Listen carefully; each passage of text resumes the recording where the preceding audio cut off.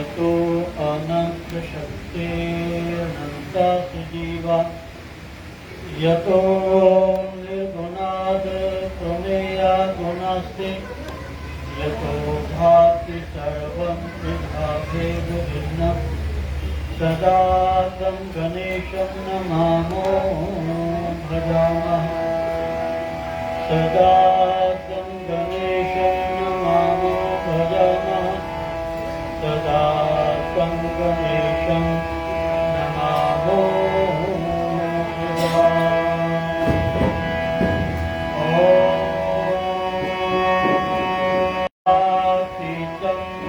गगनसदृशं तत्त्वमस्यादिलक्ष्यम् एकं नित्यं विमलमचलं सर्वधी साक्षिभूतं भावातीतं त्रिगुणरहितं श्रीसद्गुरुं तं नमामि श्रीसद्गुरुं तं नमामि श्रीसद्गुरुं तं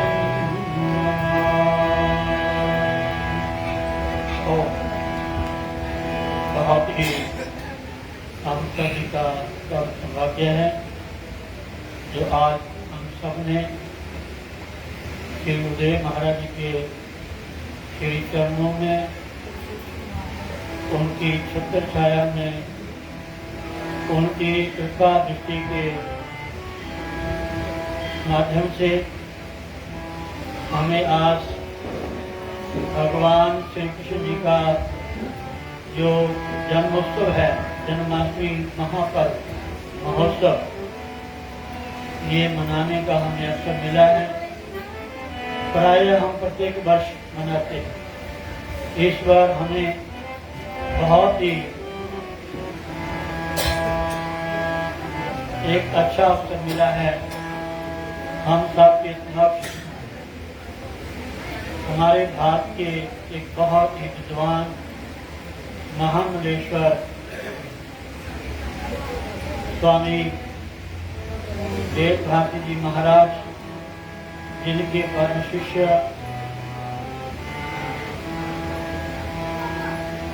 अमृता भारती जी के मुखारबिंद से हमें बहुत सुंदर भजन, बहुत सारे कथा प्रसंग और ठाकुर जी के भजन के द्वारा उन्होंने हमें कृतार्थ किया। ये बहुत कृपा है भगवान की। अब समय ज्यादा हो गया है। कोई भी हम व्रत करते हैं, सोमवार का है या एकादशी का है या जैसे जन्माष्टमी का व्रत रखा है सबने, तो मैं संक्षेप में आपको भगवान के जन्म की कथा जो श्रीमद् भागवत में है वो सुनाऊंगा 5-10 मिनट के लिए। उसके बाद फिर हम ठाकुर जी की आरती करेंगे। ब्राह्मण लोग स्नान करवा रहे हैं ठाकुर जी को। आप बड़े ध्यान से आपने श्रवण करनी है। श्रीमद् भागवत के 10वें स्कंद का ये दूसरा अध्याय है। भगवान का गर्व प्रवेश और देवताओं द्वारा गर्व स्तुति। श्री सुखदेव जी कहते हैं कि हे परीक्षित, कंस एक तो स्वयं बड़ा बलि था और दूसरे मगध नरेश जरासंध की उसे बहुत बड़ी सहायता प्राप्त थी। तीसरे उसके साथी थे प्रलंबासुर, बकासुर, चाणूर, तृणाव्रत, आगासुर, मुस्तिक, अरिष्टासुर, द्विविध, पूतना, केशी और धेनु तथा बानासुर और भामासुर आदि बहुत से दैत्य राजा उसके सहायक थे। इनको साथ लेकर वह यदुवंशियों को नष्ट करने लगा। वे लोग भयभीत होकर कुरु, पांचाल, कैकेय, शालव, विदर्भ, निषद, विदेह और कौशल आदि देशों में जा बसे। कुछ लोग ऊपर से उसके मन के अनुसार काम करते हुए उसकी सेवा में लगे रहे। जब कंस ने एक एक करके देवकी के 6 बालक मार डाले, तब देवकी के 7वें गर्भ में भगवान के अंश स्वरूप श्री शेष जी, जिन्हें अनंत भी कहते हैं, पधारे। आनंद स्वरूप शेष जी के गर्भ में आने के कारण देवकी को स्वाभाविक ही हर्ष हुआ, परंतु कंस शायद इसे भी मार डाले, इस भय से उनका शोक भी बढ़ गया। श्री सुखदेव जी कहते कि हे राजन, विश्वात्मा भगवान ने देखा कि मुझे ही अपना स्वामी और सर्वस्व मानने वाले यदुवंशी कंस के द्वारा बहुत इस्ताए जा रहे हैं, तब उन्होंने अपनी योग माया को यह आदेश दिया कि हे देवी, हे कल्याणी, तुम ब्रज में जाओ। वह प्रदेश गवालों और गवों से सुशोभित है। वहाँ नंद बाबा के गोकुल में वासुदेव की पत्नी रोहिणी निवास करती हैं। उनकी और भी पत्नियां कंस से डरकर गोपन स्थानों में रह रही हैं। इस समय मेरा वह अंश, जिसे शेष कहते हैं, देवकी के उदर में गर्भ रूप से स्थित है, उसे वहां से निकालकर तुम रोहिणी के पेट में रख दो। हे कल्याणी, अब मैं अपने समस्त ज्ञान, बल आदि अंशों के साथ देवकी का पुत्र बनूंगा और तुम नंद बाबा की पत्नी यशोदा के गर्भ से जन्म लेना। तुम लोगों को मुंह मांगे वरदान देने में समर्थ होगी। मनुष्य तुम्हें अपनी समस्त अभिलाषाओं को पूर्ण करने वाली जानकर धूप, दीप, नैवेद्य एवं अन्य प्रकार की सामग्रियों से तुम्हारी पूजा करेंगे। हे देवी, पृथ्वी में लोग तुम्हारे बहुत से स्थान बनाएंगे और दुर्गा, भद्रकाली, विजया, वैष्णवी, कुमुदा, चंडिका, कृष्णा, माधवी, कन्या, माया, नारायणी, ईशानी, शारदा और अंबिका आदि बहुत से नामों से पुकारेंगे। तो श्री सुखदेव जी कहते हैं कि हे राजन, देवकी के गर्भ में से खींचे जाने के कारण शेष जी को लोक संसार में संकर्षण कहेंगे, लोक रंजन करने के कारण राम भी कहेंगे और बलवानों में श्रेष्ठ होने के कारण बलभद्र भी कहेंगे। जब भगवान ने इस प्रकार आदेश दिया, तब योग माया ने जो आ गया ऐसा कहकर उनकी बात शिरोधार्य की और उनकी परिक्रमा करके वे पृथ्वी लोक में चली आई तथा भगवान ने जैसा कहा था वैसा ही किया। जब योग माया ने देवकी का गर्भ ले जाकर रोहिणी के उदर में रख दिया, तब पूर्वासी बड़े दुख के साथ आपस में कहने लगे, हाय बेचारी देवकी का ये गर्भ तो नास्ती हो गया। तो सुखदेव जी कहते हैं कि राजन, भगवान भक्तों को अभय करने वाले हैं। वे सर्वत्र सब रूप में हैं, उन्हें कहीं आना जाना नहीं है। इसलिए वे वासुदेव जी के मन में अपनी समस्त कलाओं के साथ प्रकट हो गए। उसमें विद्यमान रहने पर भी अपने को अव्यक्त से व्यक्त कर दिया। भगवान की ज्योति को धारण करने के कारण वासुदेव जी सूर्य के समान तेजस्वी हो गए। उन्हें देखकर लोगों की आंखें चौंधिया जाती। कोई भी अपने बल, वाणी या प्रभाव से उन्हें दबा नहीं सकता था। हे राजन, भगवान के इस ज्योतिर्मय अंश को, जो जगत का परम मंगल करने वाला है, वासुदेव जी के द्वारा आधान किए जाने पर देवी देवकी ने ग्रहण किया। हे राजन, जैसे पूर्व दिशा चंद्रदेव को दान करती है, वैसे ही शुद्ध सत्व से संपन्न देवी देवकी ने विशुद्ध मन से सर्वात्मा एवं आत्म स्वरूप भगवान को धारण किया। भगवान सारे जगत के निवास स्थान है, देवकी उनका भी निवास स्थान बन गई।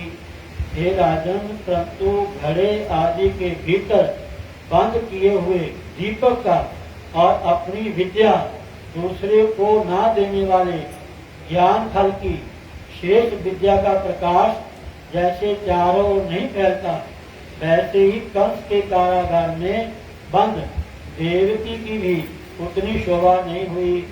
देवकी के गर्भ में भगवान विराजमान हो गए। उनके मुख पर पवित्र मुस्कान थी और उसके शरीर की कांति से बंदी ग्रह जगमगाने लगा था। जब कंस ने उसे देखा तब वह मन ही मन कहने लगा, आपकी बार मेरे प्राणों के ग्राहक विष्णु ने इसके गर्भ में अवश्य प्रवेश किया है, क्योंकि इसके पहले देवकी कभी ऐसी ना थी। अब इस विषय में शीघ्र से शीघ्र मुझे क्या करना चाहिए? देवकी को मारना तो ठीक न होगा, क्योंकि वीर पुरुष सर्वार्थवश अपने पराक्रम को कलंकित नहीं करते। एक तो यह स्त्री है, दूसरी बहन, तीसरी गर्भवती है। इसको मारने से तो तत्काल ही मेरी कीर्ति, लक्ष्मी और आयु नष्ट हो जाएगी। श्री सुखदेव जी कहते हैं कि हे राजन, कंस ने सोचा कि वह मनुष्य तो जीवित रहने पर भी मरा हुआ है, जो अत्यंत क्रूरता का व्यवहार करता है। उसकी मृत्यु के बाद लोग उसे गाली देते हैं। इतना ही नहीं, यह देहाभिमानियों के योग्य घोर नरक में भी अवश्य जाता है। हे राजन, यद्यपि कंस देवकी को मार सकता था, किंतु स्वयं ही वह इस अत्यंत क्रूरता के विचार से निवृत्त हो गया। जब भगवान के प्रति दृढ़ बैर का भाव मन में गाड़ कर उनके जन्म की प्रतीक्षा करने लगा। अब भगवान के प्रति दृढ़ बैर का भाव मन में गाड़ कर उनके जन्म की प्रतीक्षा करने लगा। वह कंस उठते बैठते, खाते पीते, सोते जागते और चलते फिरते सर्वदा ही श्री कृष्ण के चिंतन में लगा रहता था। जहाँ उसकी आंख पड़ती, जहाँ कुछ खड़का होता, वहाँ उसे श्री कृष्ण ही दिख जाते। हे राजन, इस प्रकार से सारा जगत ही कृष्ण में दिखने लगा। सुखदेव जी कहते हैं कि परीक्षित, भगवान शंकर और ब्रह्मा जी कंस के कैद खाने में आए। उनके साथ अपने अनुचरों सहित समस्त देवता और नादादी ऋषि भी थे। वे लोग सुमधुर वचनों से सबकी अभिलाषा पूर्ण करने वाले श्री हरि की इस प्रकार स्तुति करने लगे। सभी देवताओं ने स्तुति करते हुए कहा कि हे प्रभु, आप सत्य संकल्प हैं, सत्य ही आपकी प्राप्ति का श्रेष्ठ साधन है। सृष्टि के पूर्व, प्रलय के पश्चात तथा संसार की स्थिति के समय इन असत्य अवस्थाओं में भी आप ही सत्य हैं। पृथ्वी, जल, तेज, वायु, आकाश, इन 5 दृश्यमान सत्यों के आप ही कारण हैं और उनमें अंतर्यामी रूप से विराजमान भी आप ही हैं। आप इस दृश्यमान जगत के परमार्थ स्वरूप हैं। आप ही मधुरवाणी और सम दर्शन के प्रवर्तक हैं। हे भगवान, आप तो बस सत्य स्वरूप ही हैं। हम सब आपकी शरण में आए हैं। देवताओं ने कहा कि हे प्रभु, ये संसार क्या है? यह एक सनातन वृक्ष है। इस वृक्ष का आर्य, इस वृक्ष का आश्रय एक प्रकृति। इसके 2 फल हैं। वो क्या है? सुख दुख। 3 जड़ें हैं। तो जड़ें क्या है? सत्व, रज और तम। और 4 रस हैं। 4 रस क्या है? धर्म, अर्थ, काम और मोक्ष। इसके जानने के 5 प्रकार हैं। 5 प्रकार कौन से हैं? श्रोत्र, त्वचा, नेत्र, रसना और नासिका। ये ज्ञान इंद्रिय हैं। ये ज्ञान इंद्रिय हैं। इसके 6 स्वभाव। 6 स्वभाव क्या है? पैदा होना, रहना, बढ़ना, बदलना, घटना और नाश होना। इस वृक्ष की छाल है 7 धातुएं। 7 धातुएं क्या है? इसमें रस है, रुद्र है, मांस है, मेद है, अस्थि है, मज्जा है और शुक्र है। और इसकी 8 शाखाएं हैं। शाखाएं क्या हैं?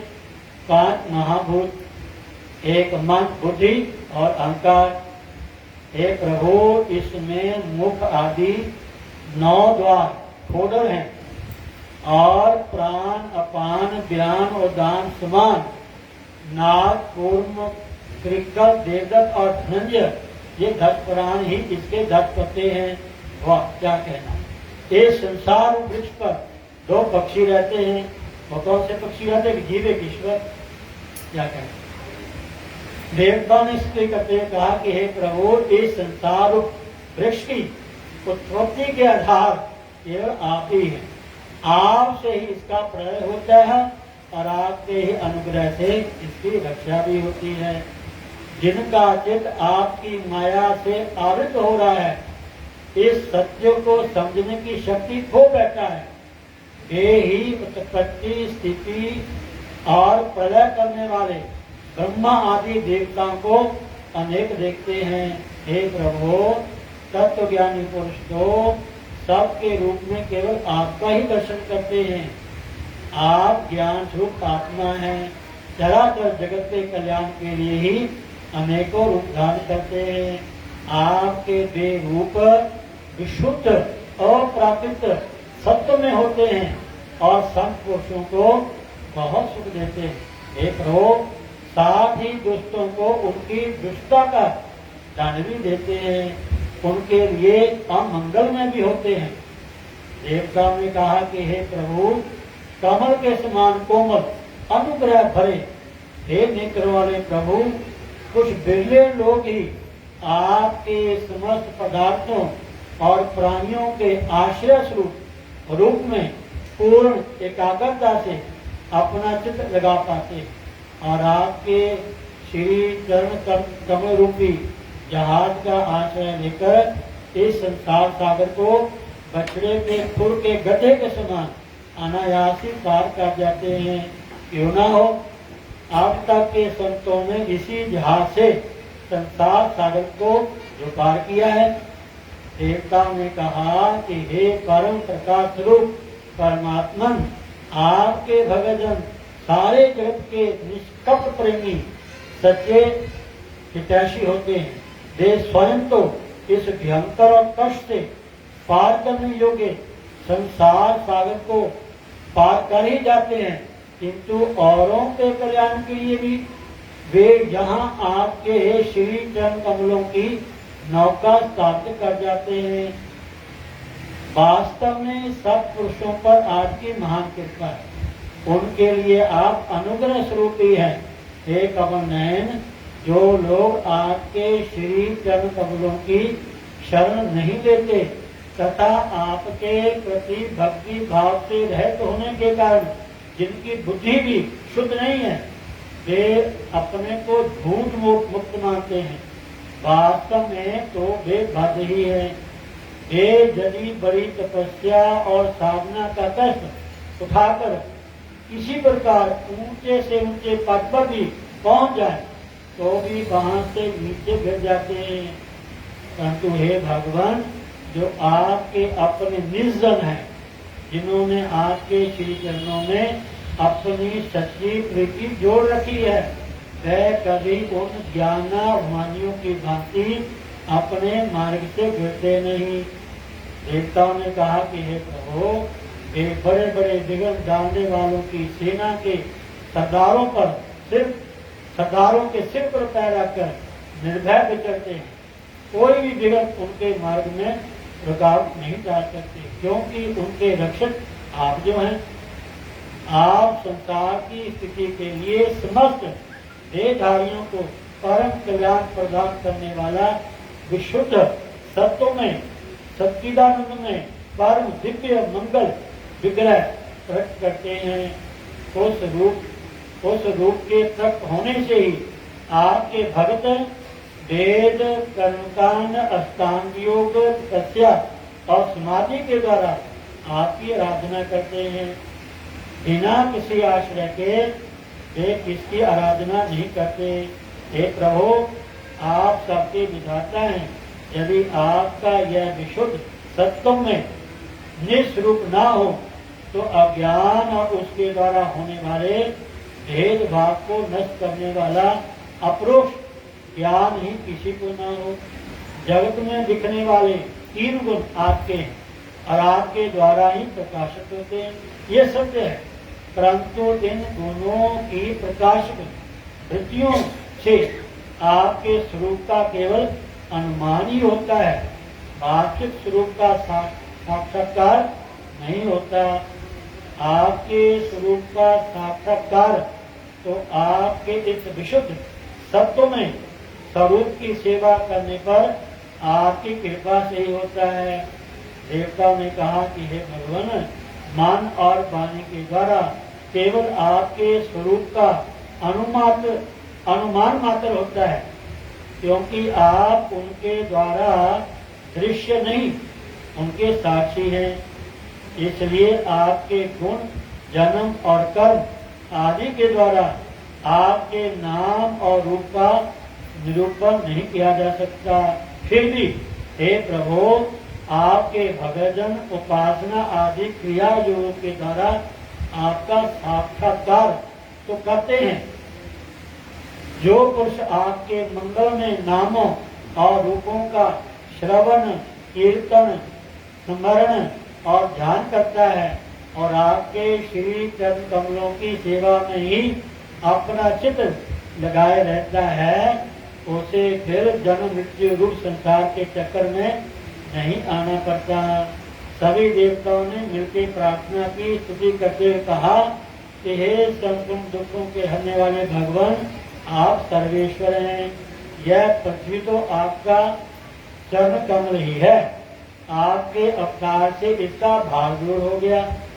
धन्य है हे प्रभु, हमारे लिए यह बड़े सौभाग्य की बात है कि हम लोग आपके सुंदर सुंदर चिन्हों से युक्त श्री चरण कमलों के द्वारा विभूषित पृथ्वी को देखेंगे और स्वर्ग लोक को भी आपकी कृपा से यथार्थ देखेंगे।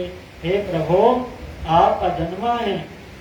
यदि आपके जन्म के कारण के संबंध में हम कोई तर्क न करें तो यही कह सकते हैं कि यह आपका एक लीला विनोद है। ऐसा कहने का कारण यह है कि आप तो द्वैत के लेश से रहित सर्वाधिष्ठान स्वरूप हैं और जगत की उत्पत्ति, स्थिति तथा प्रलय के अज्ञान के द्वारा आपने आरोपित हैं। आप तो द्वैत के लेश से रहित सर्वाधिष्ठान स्वरूप हैं और इस जगत की उत्पत्ति, स्थिति तथा प्रलय अज्ञान के द्वारा आपने आरोपित है।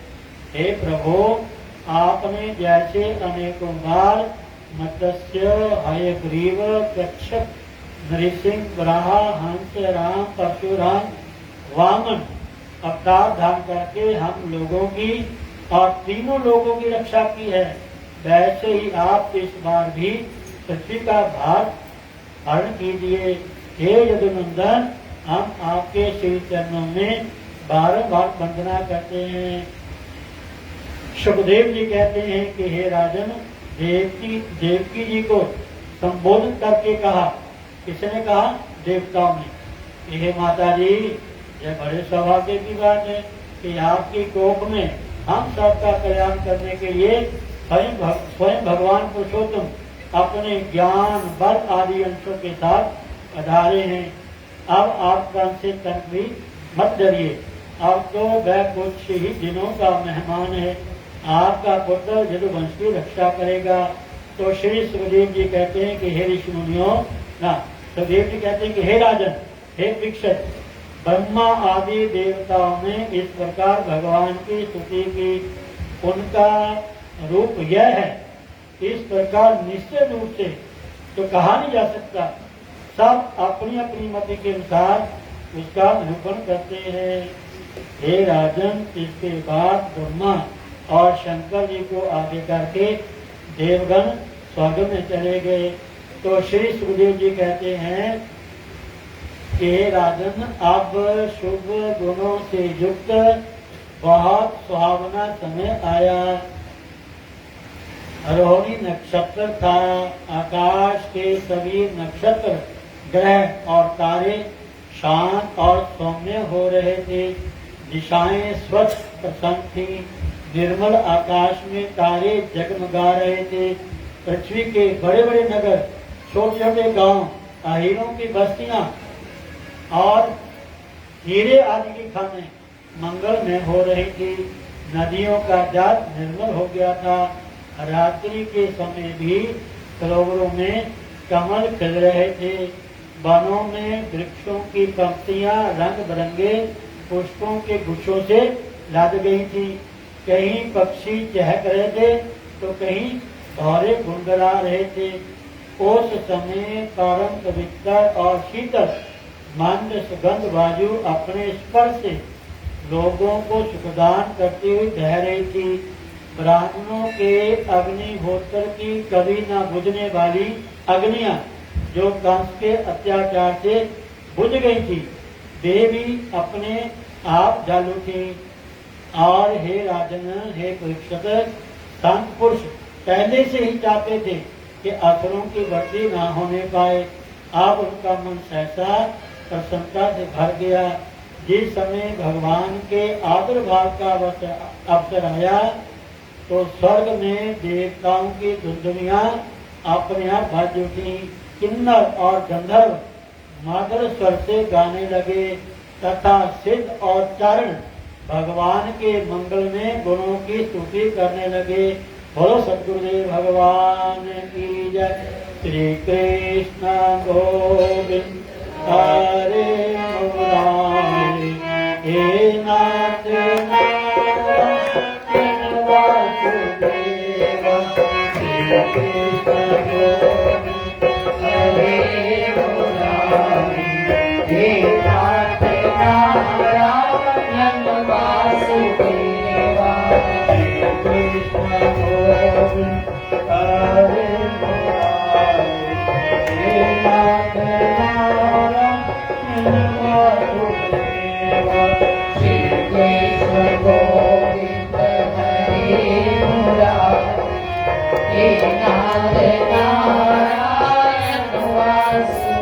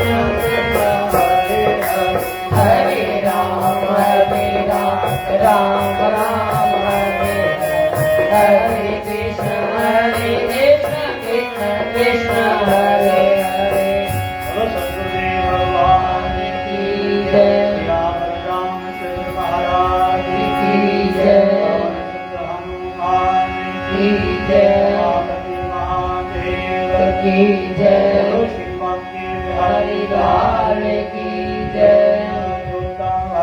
मातई